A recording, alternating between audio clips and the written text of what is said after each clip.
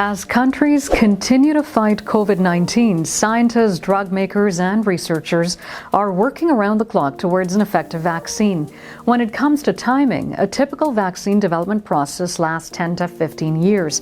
However, given the urgency of the novel coronavirus, health authorities, as well as some vaccine researchers, have said that the vaccine for the coronavirus could be available in 12 to 18 months. Darpan takes a look at some promising COVID-19 vaccines. The biggest news related to development of a vaccine this week has no doubt come from Moderna, with its candidate mRNA 1273 showing signs that it can create an immune system response to fend off the novel coronavirus. The reports were based on data from 8 people who took part in a 45-subject safety trial. 8 participants who received 2 doses of the vaccine, 25 micrograms and 100 micrograms, and some of the participants showed side effects like local pain, redness at the site of injection, and fever, effects that could be considered a good immunity response. However, the scientific community is skeptical about Moderna's findings, as a sample size of 8 people doesn't give an accurate picture.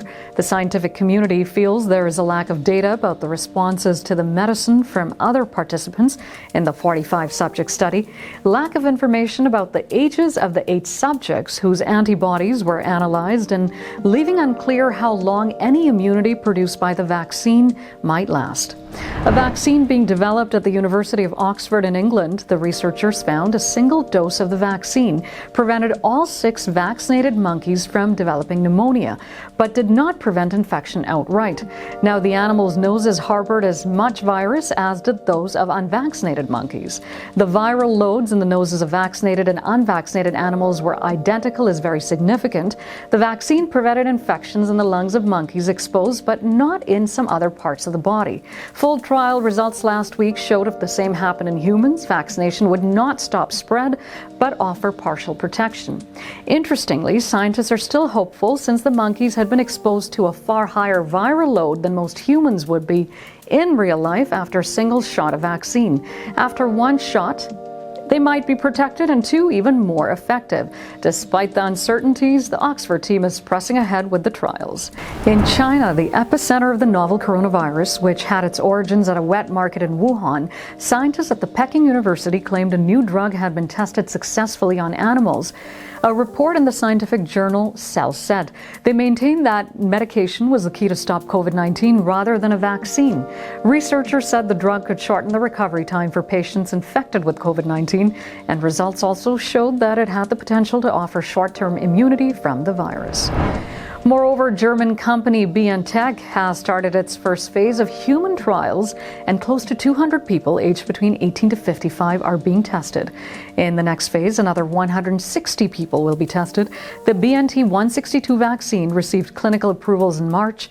The criticism from the scientific community has been that more concrete observation needs to be made regarding dosing patterns, and further trials need to be conducted involving more participants before it comes out with concrete results. The company is hopeful of producing 1 million vaccines for use by October 2020.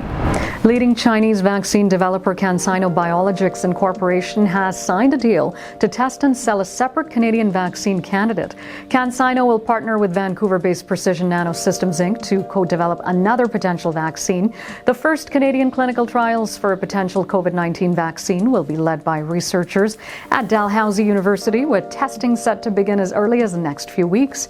Prime Minister Justin Trudeau announced Saturday that the Canadian Centre for Vaccinology, a centre based at Dalhousie, the IWK Health Centre, and Nova Scotia Health Authority will lead the trials.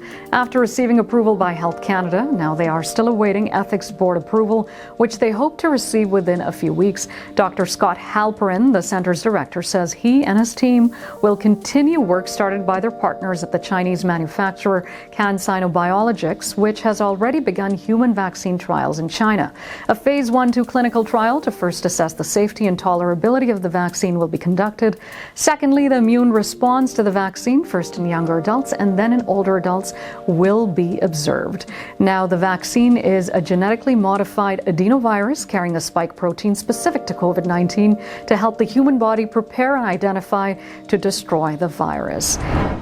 That was a quick snapshot of the top 5 COVID-19 vaccines that researchers are working on from Darpan to you. But of course, hundreds of researchers and scientists around the world are working to get a vaccine out so that we can battle the COVID-19 novel coronavirus. When it comes to as to who will finish first, well, that will be a wait and see game. To watch Darpan's videos as to what's happening, what's new, what's trending, follow us on Facebook, Instagram, Twitter, and YouTube.